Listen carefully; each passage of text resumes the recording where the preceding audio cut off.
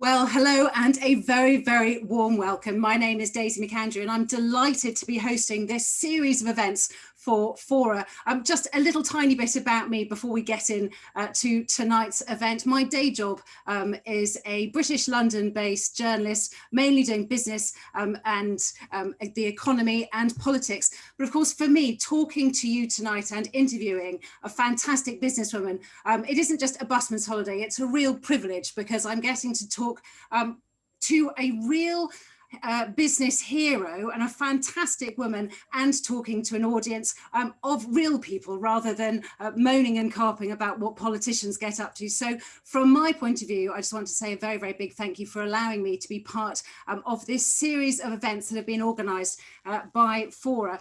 Now, of course, you're looking at me from your home, probably. I'm talking to you from my home. The way we work these days has changed so much because of the situation we find ourselves in. But Fora, of course, have been at the forefront of changing the way we work for quite some time, introducing really proper flexible working platforms to help all of us throughout the working day, creating tailor-made workplaces for forward thinkers through conscious design, curated program of events and 360-degree wellness offering. They really were ahead of the curve. It was almost as if they could see how we were going to be catching up with the way that we change the way we work. And I'm sure that's something we'll be touching on with our guest speaker tonight. Just a little bit about these events, in case you're wondering why they're called Tales from the Arena.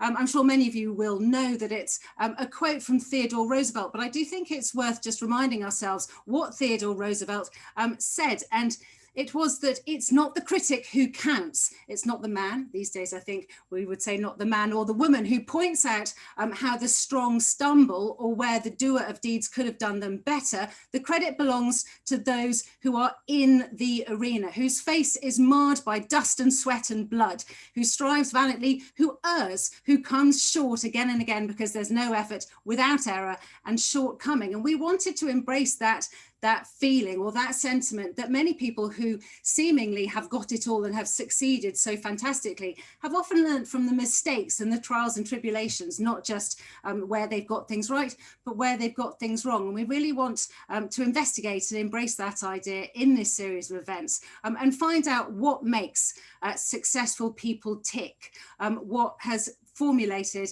in their background to make them who they are today, and how the rest of us can learn from those successes and particularly from those mistakes. So I do think that's a fantastic sentiment, particularly at the moment where we're all having to pivot, we're all having to change the way we work and the way we think about the world, whether it's our private lives or our business lives. So I do think that it's a great way to think about this series of events. Also, as we look forward to International Women's Day, this coming Monday, I'm particularly delighted that tonight we're celebrating a truly amazing woman. Her name is Shaa Wasmund. She has an MBE to her name that she was awarded for services to business and entrepreneurship. She's been named one of the country's top 20 most influential entrepreneurs by the Sunday Times and by the Institute of Directors, the IWD. She's often talked candidly about her experiences, what she's learnt along the way, and I'm sure we'll hear some really fantastic stories about that tonight. She's set up a business from her back garden, and she's made it in a way, so far, she's not that old. I say that because I'm only 8 days older than she is. She's made it so far her life's mission to help the rest of us be as good as we can in our business lives or in our personal lives. She's written a number of best-selling books, one that was a W.H. Smith best-selling business book for many, many, many weeks. I'm sure she'll tell us a bit about that. She's also been a lifelong supporter of creating real social mobility through business. So, ladies and gentlemen, if we could hear you applause, I would ask you now to put your hands together, but all I will say is please welcome Shaa Wasmund. Shaa, thank you so much for joining us tonight. Oh, Daisy, I am so happy to be here. I mean, firstly, what a great topic.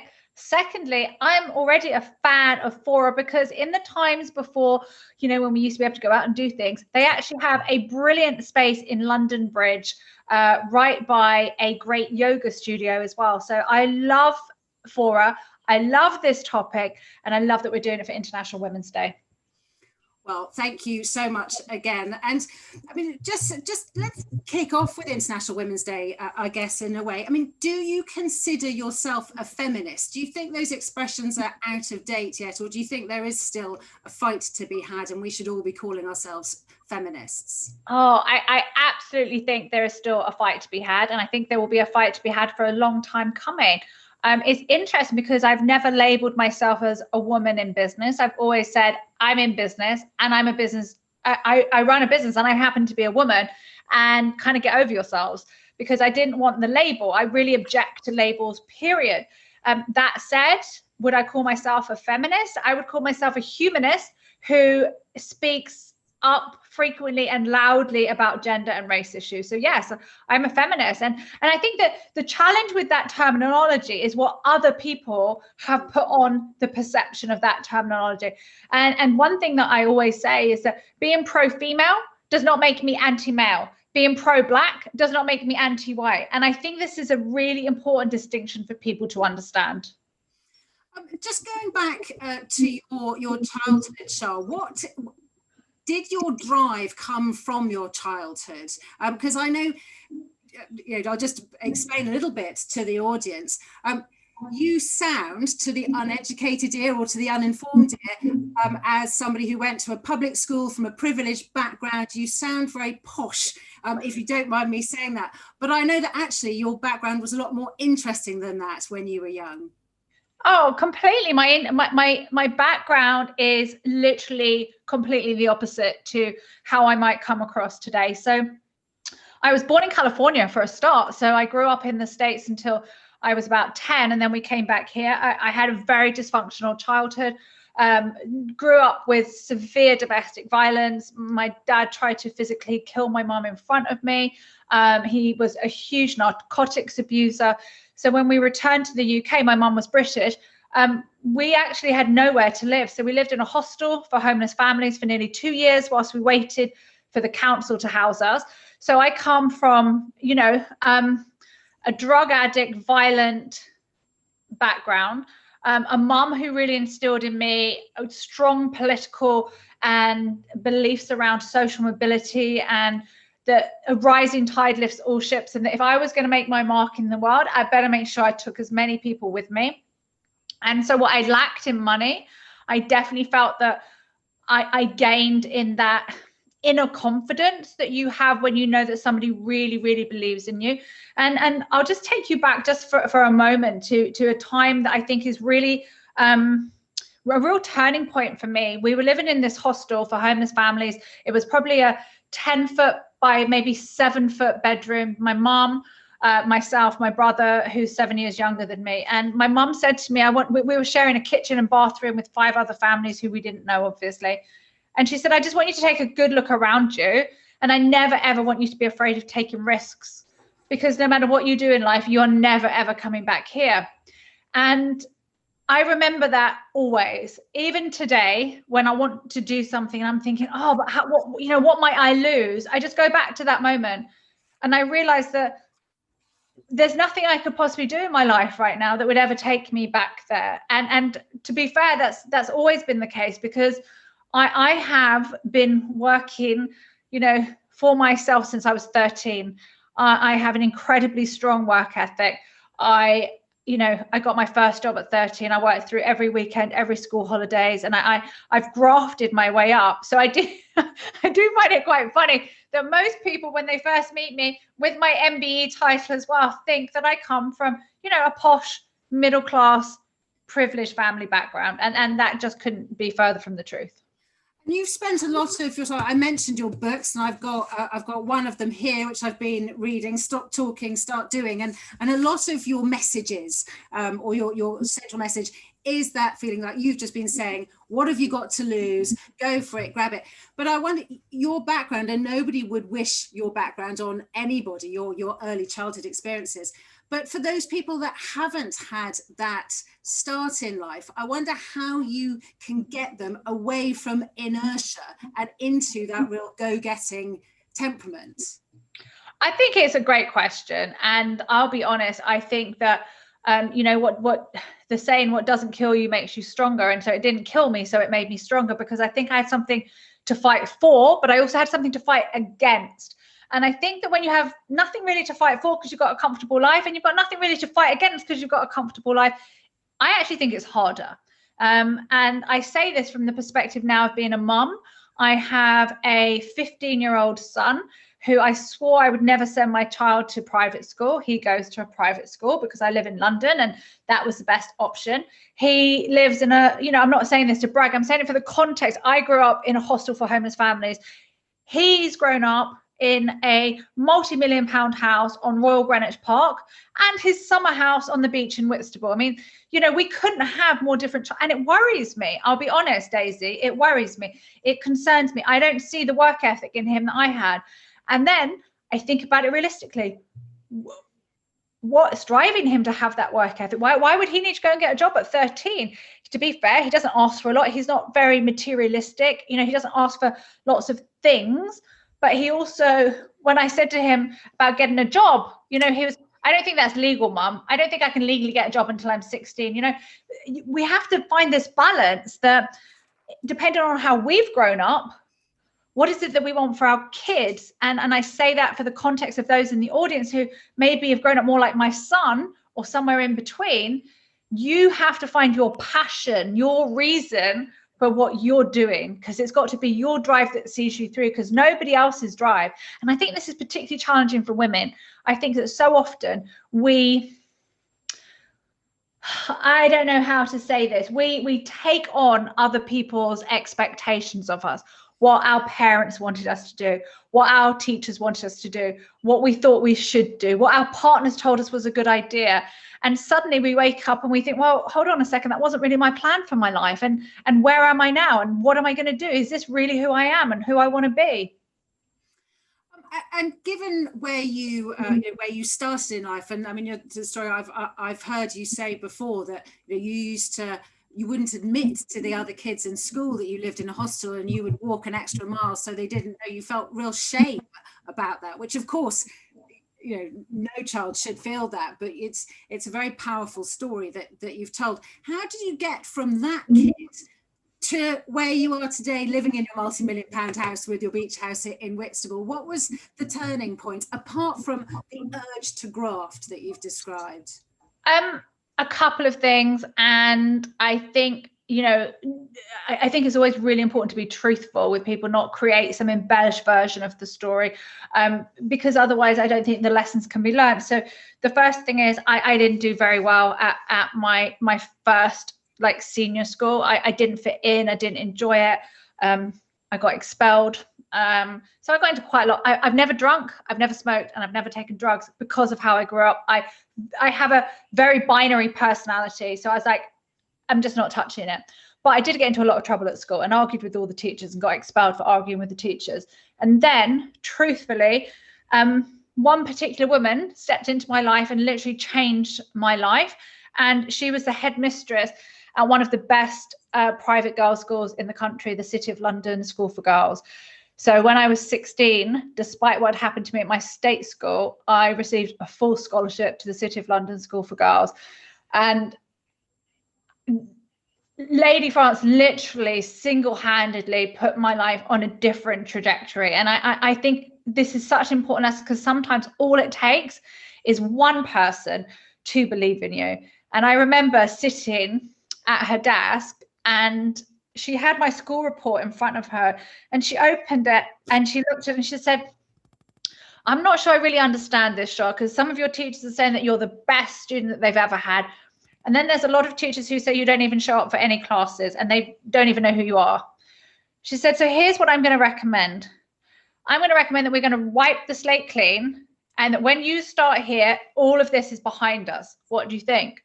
And I said, yes, that sounds like a great idea. And she went like this. She picked up her folder, closed it, and she put it in the bin. So she put all my records from my previous school in the bin as a real sign, we're done. And I tell you that from 16 to 18, I just worked so diligently, so hard. I became the best student, the best pupil, because I wanted to prove to her that her trust in me was going to be paid off, that I was going to live up to the standards that she had set for me, that the belief that she had in me was really well placed. And so, Shaa, how did you go from an all-girls school to working in boxing in the most macho male environment? Well, I'd always been a fan of boxing. My granddad, on my mum's side, was a featherweight boxer, so super skinny, but I'd always loved boxing. I think I've got quite a determined fighter's personality, so I'd always watched it, always loved it. To cut a long story short, I won a competition whilst at uni to write for Cosmopolitan magazine, and one day I was sat in the editor's office and I saw a pile of letterheaded paper on her desk, and this thought just crossed my mind: oh, I wonder what would happen if I borrowed some of that paper and wrote Chris Eubank a letter saying that I'd been commissioned to interview him for Cosmo magazine.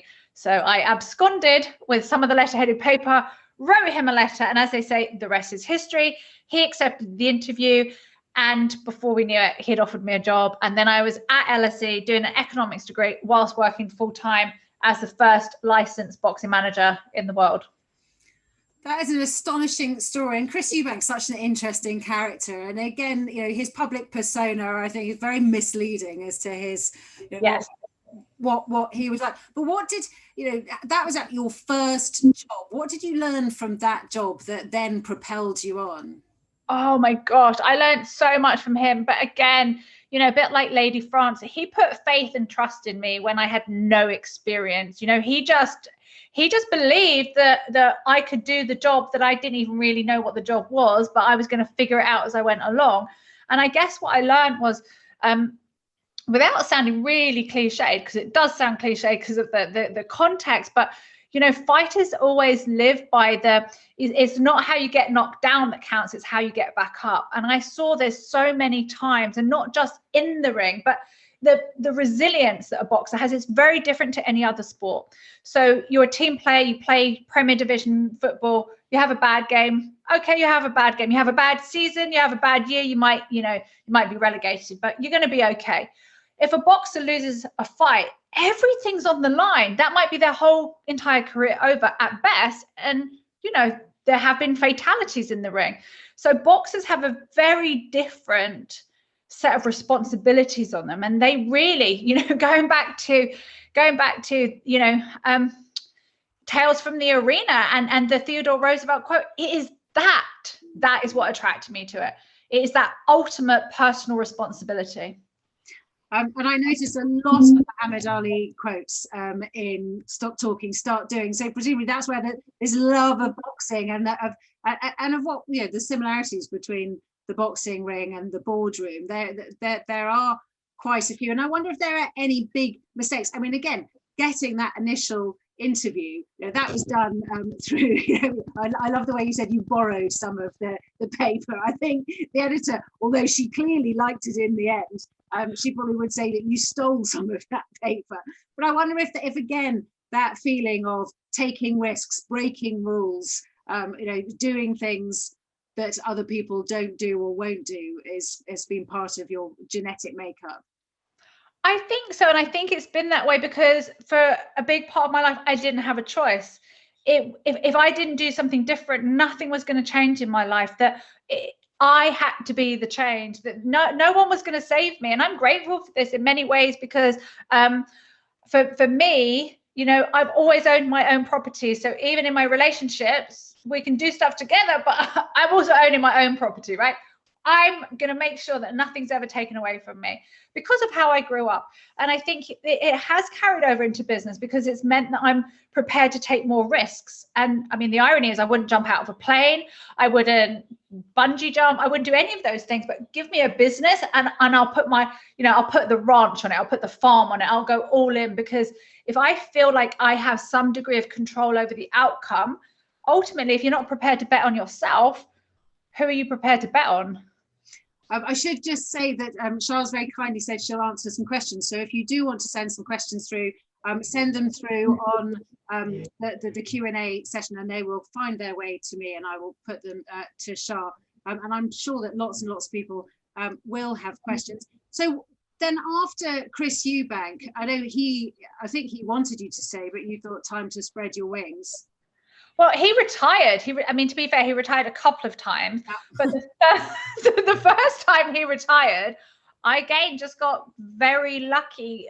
Pretty much within a few weeks of him retiring, I had a chance encounter to meet Sir James Dyson, the vacuum cleaner billionaire that at that time nobody knew. And he was looking for a PR company because they didn't have any money to do above the line advertising, and he'd just won a $3 million lawsuit against Amway, and he had all these big PR agencies lined up to meet him. And my friend's dad was a copywriter and had been helping him with some copy for he used to have a little booklet on his Dyson vacuum cleaners, and my friend's dad was writing the copy for it. And because he was a copywriter, James asked him if he knew anyone who was good at PR and could he recommend them. And he said, well, I just think, my daughter Lucy, her friend Shaa, I just think you guys will get on. She's just done some pretty amazing things. She went to LSE and then she became Chris Eubank's manager.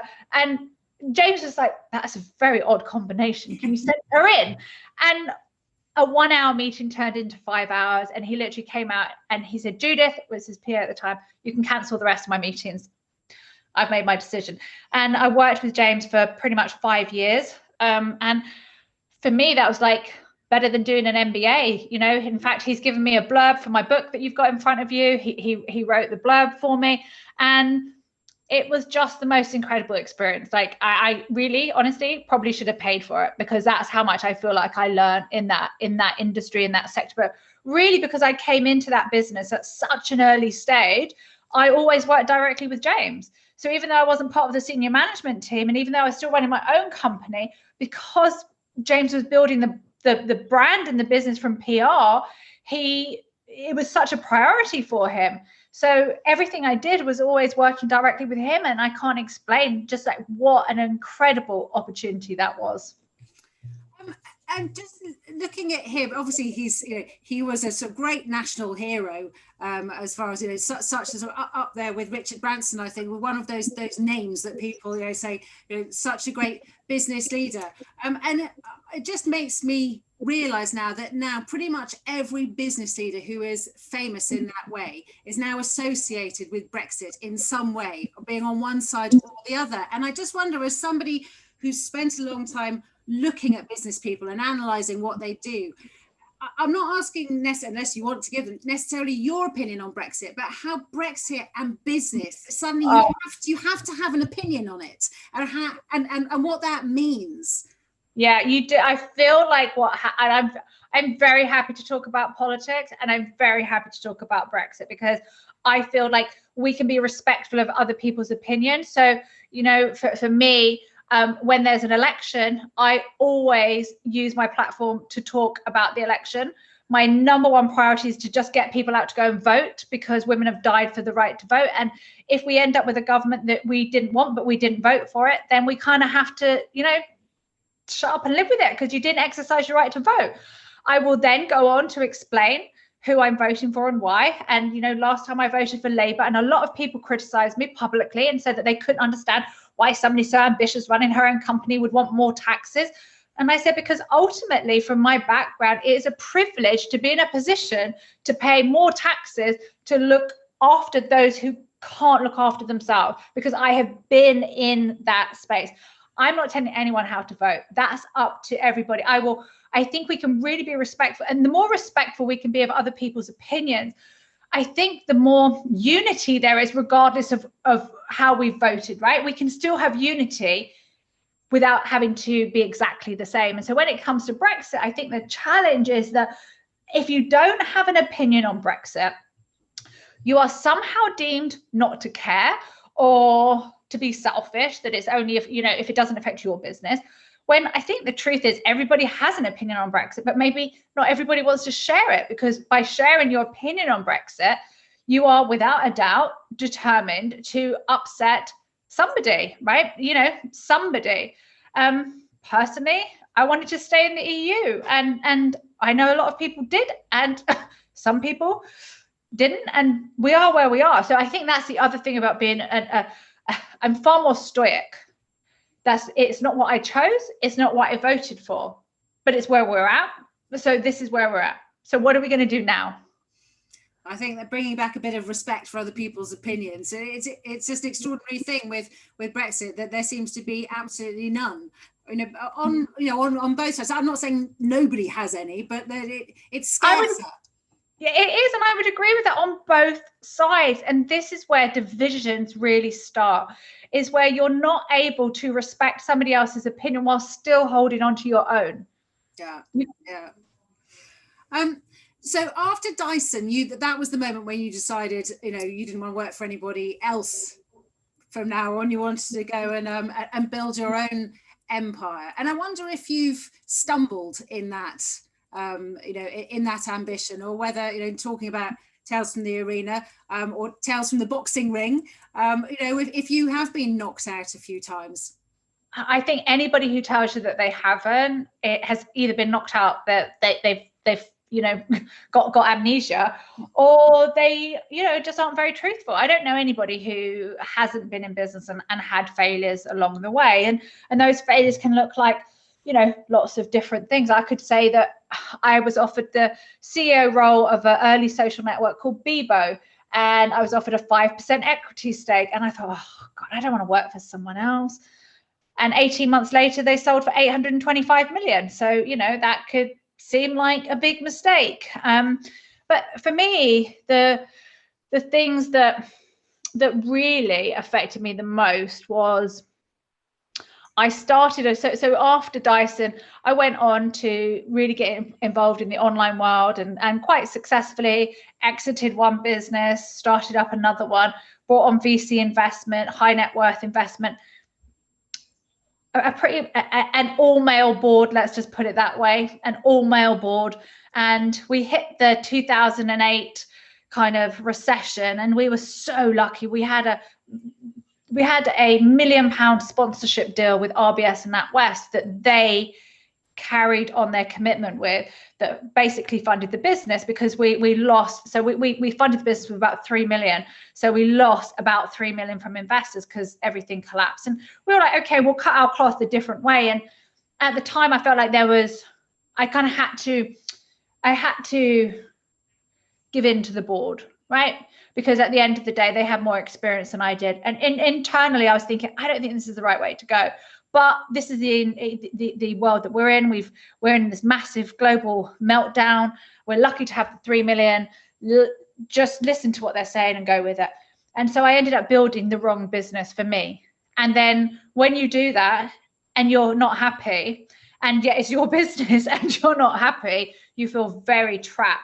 And I felt like I was put into running this corporate style business when I'm anything but corporate.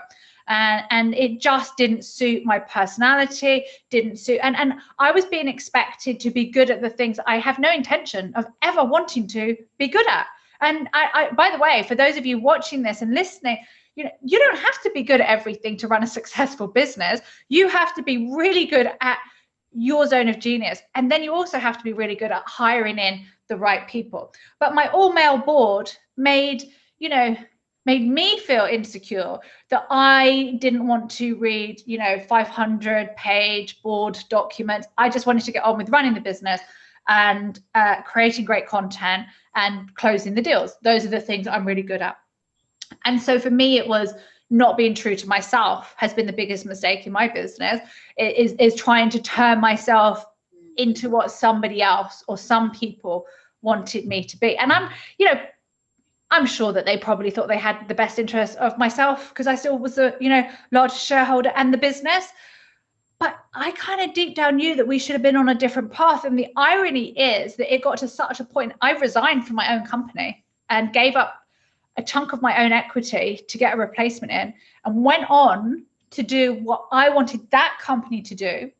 And they told me it was just an ego trip. I created online courses that everybody could access, but because I was delivering the online courses, it was deemed to be an ego trip. And I always wonder, if it was a guy coming up with that idea, would the response have been the same? And I don't think it would have been. But the moral of the story is, I've created a multi-million-pound business from my back garden, which means throughout my son's whole entire life, I've been able to take him to school, not necessarily pick him up every day, can't go that far. But I've never missed anything. I've never missed anything. And I've done it my way. And I think there is so much satisfaction from doing things your way. So even when you make a mistake, and I make plenty of them, they're my mistakes. I think it's very interesting. You know, I don't think it's accidental that you mentioned more than once there that the board was entirely male. And then you were talking about how you in a way refused to stop being a woman just to satisfy the what was perhaps expected of you. And talking about the global credit crunch, you know, I was ITN's economics editor at the time, and I did a huge number of stories about, I'm sure you remember, how many people blamed all male boards at the time for some of the big mistakes that the banks made.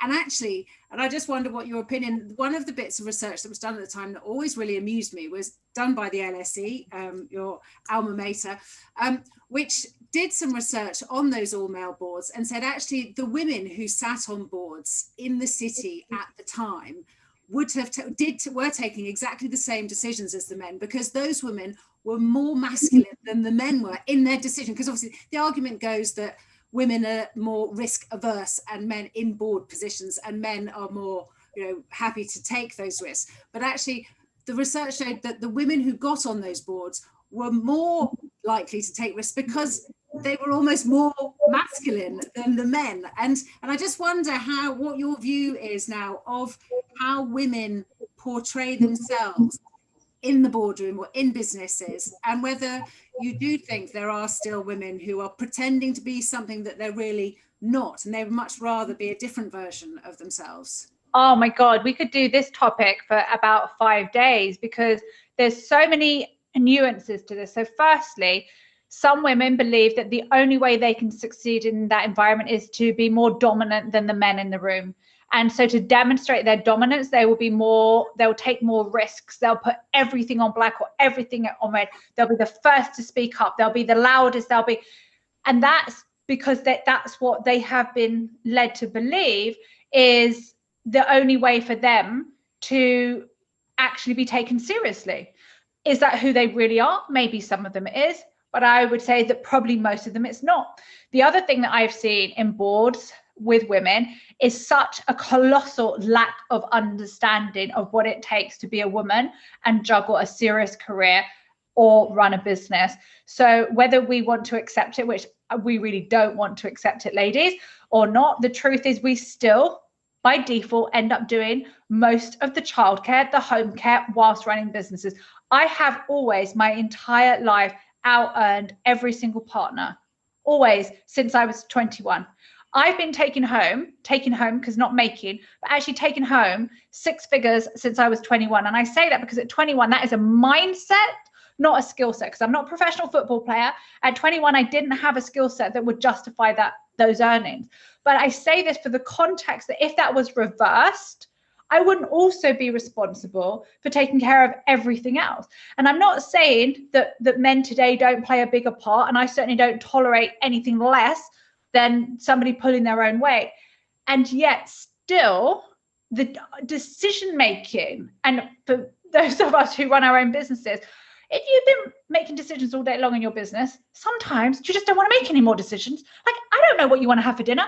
You decide. And I say this because, you know, when women are in these board positions and they've got to juggle kids, and so who does the school call first? The school will always call the woman first.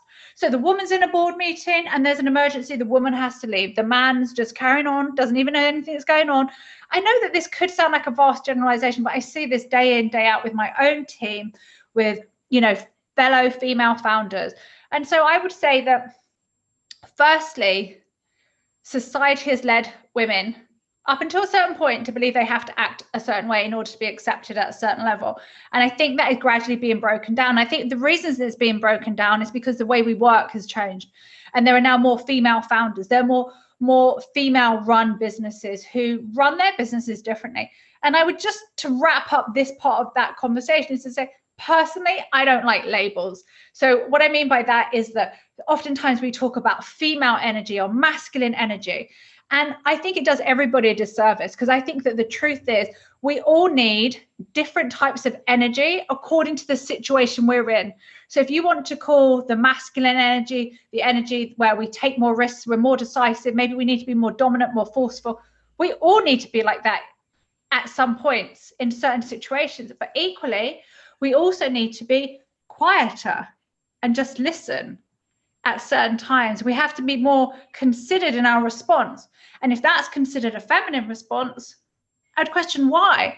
Why do we have these labels on things? I don't see how it's very helpful. I think what's much more helpful is encouraging everybody to have a well-rounded approach to being on a board or being in a leadership position or being in a management position, because only by being able to access all of those skill sets, all of those tools, are you able to really lead effectively.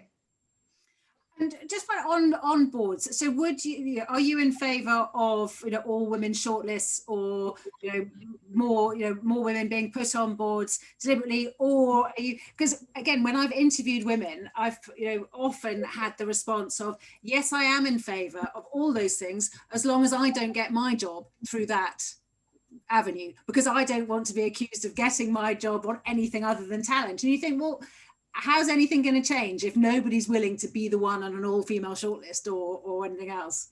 So I don't agree with there being an entirely all-female shortlist.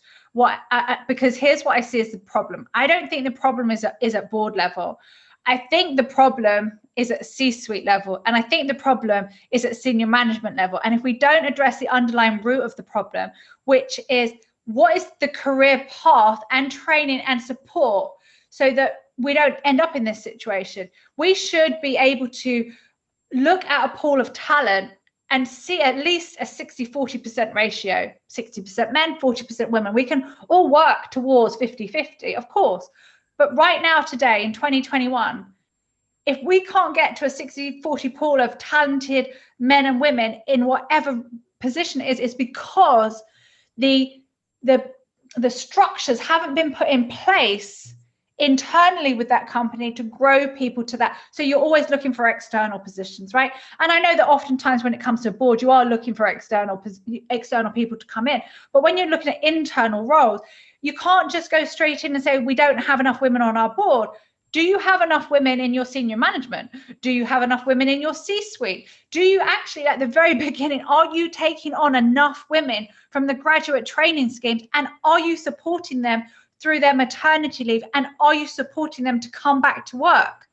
Because those are the questions that we should be asking ourselves. We have to focus at the start, not just at the end. As I said, if you have any questions for Shaa, I want to talk a little bit about, then do use the Q&A function to send your questions through. Obviously, you spend a huge amount of your time, Shaa, trying to help people make as much money as possible, or as you say, which I love, take as much holiday as possible. You proudly claim to take 17 weeks holiday a year, and again, you wear that as a badge of honor, not as something to be ashamed about. And again, we all hear about the sort of the culture, which I wonder how COVID has changed this, of I'm going to be the last to leave the office, I'm going to be the first to get into the office, I'm going to work harder than everybody else, that sort of showy off culture, which we all know doesn't help anybody. But if that is the culture in a workplace, everybody has to join in. Otherwise, some people are deemed, not working hard enough or not trying hard enough. But I wonder when you're trying to help people see the right path for them, make as much money, be in the right career, what mistakes you see most commonly in the way that they operate or think about themselves? So I think, first of all, I wish I could take 17 weeks holiday now, right? I can't go anywhere. The taking the holiday was just such an important, integral part for me. I don't believe in working this hard just to work this hard. I love what I do and I'm happy to work hard. It's in my DNA, but I also want real quality time off with my family, my friends, my son, myself.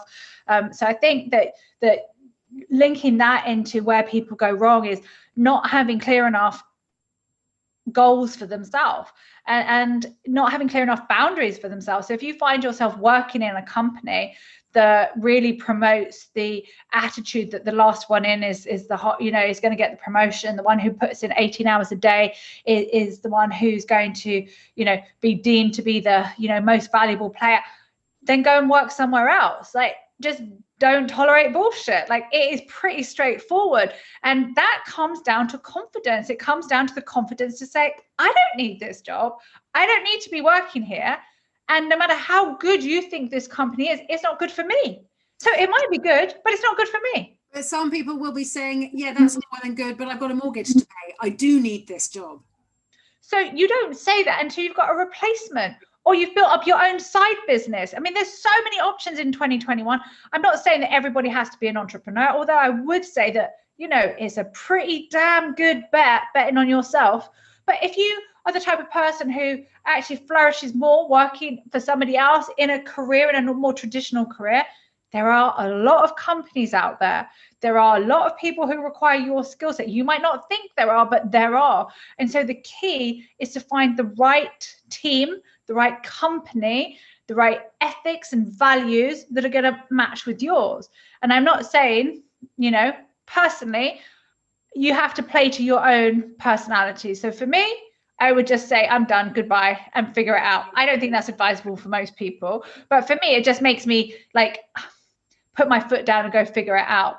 For most people, it's, you can say that in your mind, right? In the next meeting, you can be saying that in your mind, and in the back of your mind, you're like making sure your CV is up to date. You're reaching out to past people that you know are in different companies now. You're on the lookout for your next opportunity. And when you find it, then you can go and have that conversation. But you don't need to tolerate a workplace that doesn't work for you. And I really liked you. You've got a top tip of how to work out what the right, but let's say you're somebody bored in your job, got lots of ideas. I mean, like, for instance, we're always being told that, you know, our parents' generation, our grandparents' generation, our grandparents would have one job. Our parents' generation would have two jobs. Our generation will have half a dozen jobs, and our kids will have 40, 50 jobs by the end of their career, because they're going to be constantly changing. So with all that choice and looking at other people doing lots of different things, I think sometimes people can't see the wood for the trees and can't work out which is the right path for them. I mean, again, just thinking about my own dad, he was a barrister and started selling antiques on Portobello Market on the Saturday, and then figured out that actually he was spending all week dreaming about the Saturday job, and just gave up the law to do antiques instead. And that's kind of quite an obvious thing. But I wonder, you know, I know you've got advice for people of how to work out what the right path for them is. Yeah, I think it starts with being prepared to step out of your comfort zone, because, you know, if you're not prepared to step out of your comfort zone, it's going to be really hard for you to find the thing that's going to make you truly happy. And I do want to talk to the fact that, you know, for some people that will be setting up their own business, and for other people it'll be finding the right career within an organization. You know, as much as I'm an out and out entrepreneur, I fully accept that it's not necessarily the path that everybody chooses. So from the entrepreneurial perspective, I always say, you know, ask yourself 4 questions. And some of these might sound really simplistic, but when you think about them, they're actually quite difficult to answer. So the first one is, who do I really want to be? Sounds super simplistic. Surely I just want to be me. But who is that really? And how do you show up at work? Are you different at work to how you are with your best friends? Because I want you to find a career or a business that you get to be the same person you are with your best friends. And a lot of times I feel that we turn ourselves inside out, or we create variations of ourselves for different environments. So who do you really want to be?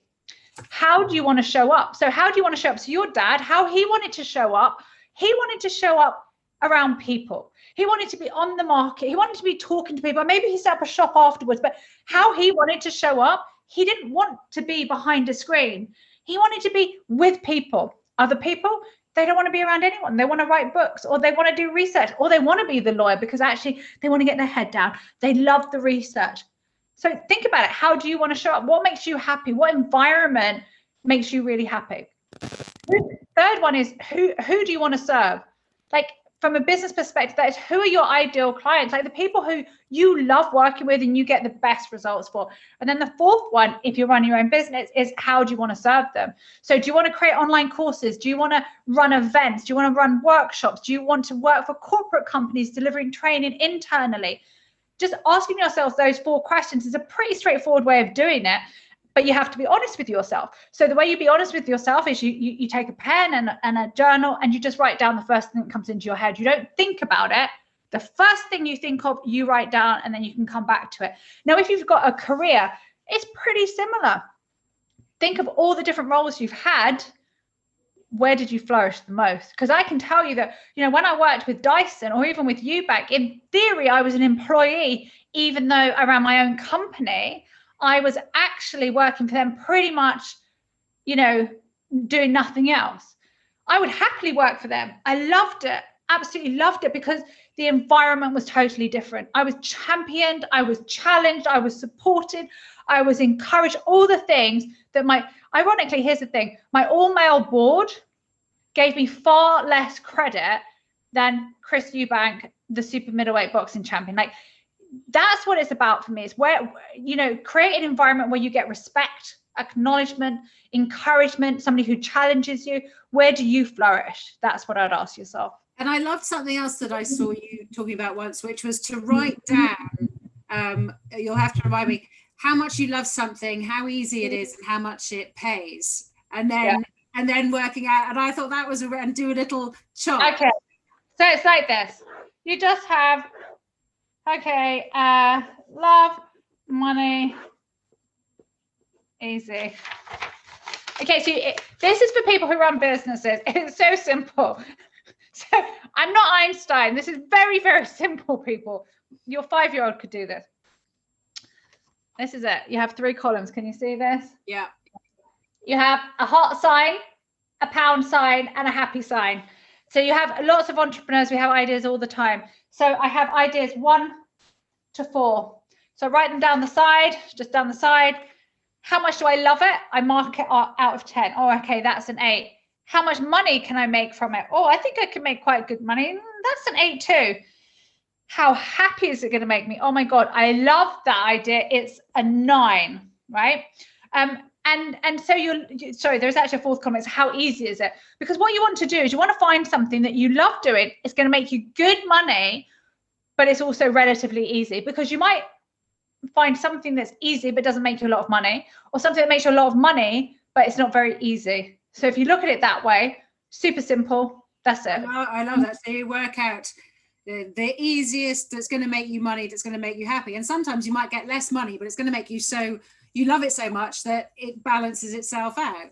And what if that, Daisy, is actually really easy to do? So you love it, it's a no-brainer, super easy, no stress, and you make decent money.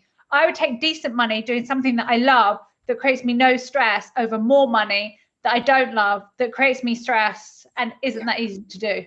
Yeah, I really, really like that. So next time any of you guys are faced with a difficult decision and you can't you can't decide, I think that little chart is brilliant. I'm going to turn to a few questions that we've got. I like Andrea's question. We were talking about Brexit and the political division, and Andrea asked you the question, do you feel the echo chamber of social media has compounded this sense of division? And we haven't really talked about social media, but I also know you've become a sort of an early adopter of Clubhouse, which I've joined and haven't done. I still don't understand it. I don't really know what it's all about. But social media, a source of good or a source of evil?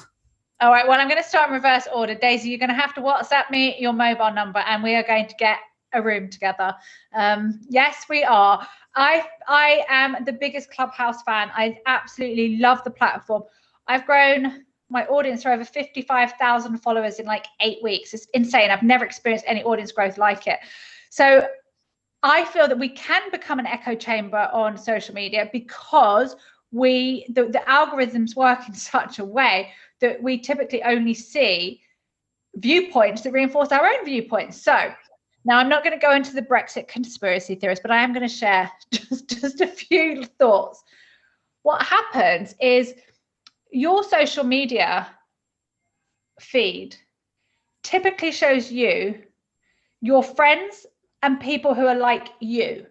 So when you're looking at your feed, if people are like you, which is the norm in your feed, you think a certain way. So, for example, in my feed around Brexit, I was absolutely sure that we were staying in the EU. And so I know for a fact that many of my friends didn't bother doing anything. They didn't exercise their right to vote because they're like, don't be ridiculous. We're staying in Europe. Nobody's saying anything else. Yeah. So that just goes to show you are in an echo chamber, and you need to be conscious of that, Andrea, you know, and I think, does it create division within the political landscape? Yes, I think it does. And I think that at the same time, I think social media has the opportunity to build bridges and heal long, you know, deep wounds. I'm very outspoken about Black Lives Matter. I'm very outspoken about racial equality and equity, not just equality, because most people don't actually understand the difference between equality and equity. And after the brutal George Floyd murder, you know, social media, I feel, was uncomfortable for a lot of people, but it was also a place where I think difficult conversations were not only allowed to be had, but allowed to be heard by people who may not have listened otherwise. So I think that we need to understand that we need to control social media, not allow social media to control us. It can be used for as much good as it can for harm. But I wonder, just coming back to, because of course social media and business do, you know, affect each other a lot. People, and the sort of the so-called cancel culture of people saying, I'm not going to buy their product because they support Brexit. I'm not going to go to Wetherspoons because they support Brexit. And you get into this grey area where politics, social media and business are all mixing, and people are saying, I'm not going to watch this new TV channel because, or, you know, if you advertise on it, because I don't agree with the politics of it. And you think, well, the echo chamber is going to become even smaller if we stop listening to any, even allowing people to advertise on platforms that they don't necessarily approve of. And I think it's dangerous, as somebody who's realized in 2020 that I may be a really good business person, but at my core, I'm actually an activist. That actually what matters to me most is social mobility. That I am far more likely to speak up about injustices than I am about anything else. It's what really, really matters to me, to my core. And I say that because, you know, 2020 was a year for me where I had a lot of like just deep conversations with myself about what was important to me, and that understanding that I'm a creative activist, and I use business as my mechanism and my medium to create change. Politicians don't get paid enough money, so that wasn't a path for me. But I say this because even though I have very, very strong views, I also acknowledge that if I am not prepared to listen to other people's views with an open mind, and I do say within reason, right? I'm not talking about any extremes here. I have no time for that. But within reason, then why would anybody listen to my views? If we're not able to have dialogue, if everything's a monologue, if everybody's just talking at each other, we're not going to learn anything. We're not going to progress. We're not going to grow. Actually, your offhand remark about politicians not being paid enough has been something that I've been saying for 25 years, because politicians, of course, every time they vote to give themselves a pay rise, they get completely poo-pooed and, you know, belittled in the press and say, oh, yeah, the greedy so-and-sos. But of course, you know, I can say it because I'm not a politician. If you pay peanuts, you get monkeys, is the old expression. If you don't pay them enough, then you can't really complain if all the really good people go and do something else rather go into politics. I've got about 3 minutes. You had Miju says, you mentioned you had a particular mindset over skill set. What would you say was the mindset you've had that enabled you to be successful since 21? My mindset was, I just believed in myself. Like I was going to bet everything on myself. And you know, people talk about the imposter syndrome. I think I had the reverse imposter syndrome. I think I looked in the mirror and I saw like a 6-foot supermodel who was a genius, who could handle everything, do everything, take everything in a stride. I think I felt like I was Wonder Woman. And so because that's what I believed, that's what I was able to project into the world, and not with a degree of arrogance. By the way, I think humor and humility go so far in success. But, you know, Miju, for me, it was the mindset that I had nothing to lose. That's the truth. I had nothing to lose and everything to gain. Yeah. Sarah says, what would be your top 3 tips for anyone wanting to build a successful business in 2021? And we really haven't talked about COVID, which is, you know, very much, which of course is the elephant in the room. But I want, as you look forward, you know, what would your tips be? As Sarah says, what might your next book be? What do you now see to be the big challenges facing us, given where we are with the pandemic? I have 2 books in me that are coming out over the next 2 years. The first one is Building a Bigger Table, is also the name of my podcast, because I really believe that's the answer to everything. We are not waiting for a seat at the table anymore. We're just going to go and build our own, and we're going to build a table that's big enough for everybody to pull up a seat. That needs to be our attitude to life, to business, to our careers. We are not waiting to be asked to take a seat. We are building our own table, not just our own seats.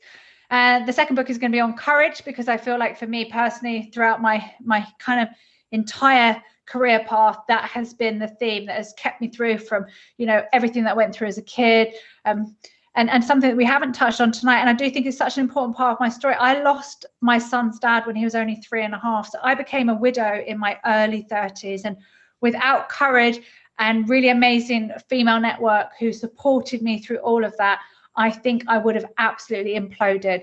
So I am such a massive fan of collaboration over competition, that my support network and my courage have seen me through everything. But I want to say it's fascinating, you know, what you've described there, somebody full of confidence, somebody full of courage, somebody full of self-belief, somebody who had nothing and created much. A lot of those things are things that a lot of us who do have imposter syndrome don't see when we look in the mirror. And I wonder how, you know, can you learn that from a book? Can you teach that? I think you can, and I think it comes with practice, and it comes with who you surround yourself with.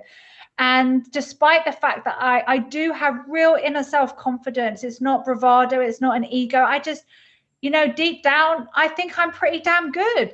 And you know, the only thing I say that, you know, on my tombstone, the only thing that I want is I was the best 3 a.m. friend ever. I want to be the first person on speed dial to everybody I care about. That's what matters to me most, not what's in my bank account or anything else. And you know, taken everything that you've said, all the things that I've done, and yet when you really unpack it, you think of all the things that I've been through. I wouldn't wish half of my life on anyone. And so to be able to have that level of resilience to come through, and it's not easy. You know, I have 2 to 3 years after my partner died, PTSD, I have no memories. And I had to come out of that and find another way around to not reinvent myself as a person, but find my mindset that was missing. You know, it'd gone missing. I'd gone missing. I didn't know who I was anymore. And I share these, even though it's so late in the interview, because I think it's so important for everybody to understand that even in the heights of success, you can be in the depths of misery. You can have just terrible things happening in your personal life or in your business life, or both. And life is not a linear trajectory. It's not all plain sailing. And it's these moments, the moments of our deepest grief or regret or our worst times, when I think that's when we have to really call on our inner confidence and courage. And we also have to ask for help. I think that's probably the one thing that I would say to everybody at this point is, you've got to learn to be world class at asking for help. Asking for help is such a sign of strength, not a sign of weakness. And every time you ask somebody for help, you give them the permission to ask somebody else for help. So if there is nothing else you've listened to tonight, I would encourage you to ask for more help. Well, sadly, I think I'm going to have to draw it to a close there, because we've gone a couple of minutes over, and I know that many people will have other appointments. Shaa, as you said, we could have talked for hours and hours and hours, and I will definitely take you up on your invitation of, well, I don't even know what it means. I tried Clubhouse once. I accidentally entered a room and heard people speaking, sort of screamed and closed it all down, and I haven't dared yet. So I would definitely love to find out out a bit more.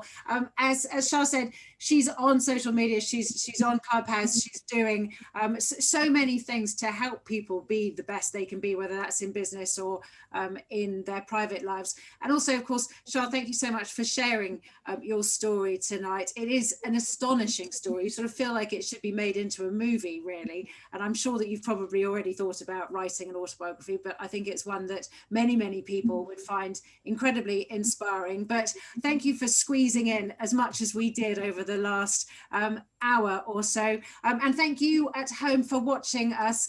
Do let us know what you thought. As I mentioned, this is the first of a series of interviews with inspirational people like Shaa. So do join us for the next one. My thanks again to Fora. I'm so glad that you've started this series. And as Shaa said, what you do in your organisation is really impressive, marrying well-being and business and helping us all work as best as we can. For now, thank you so much for watching. Enjoy the rest of the evening and goodbye.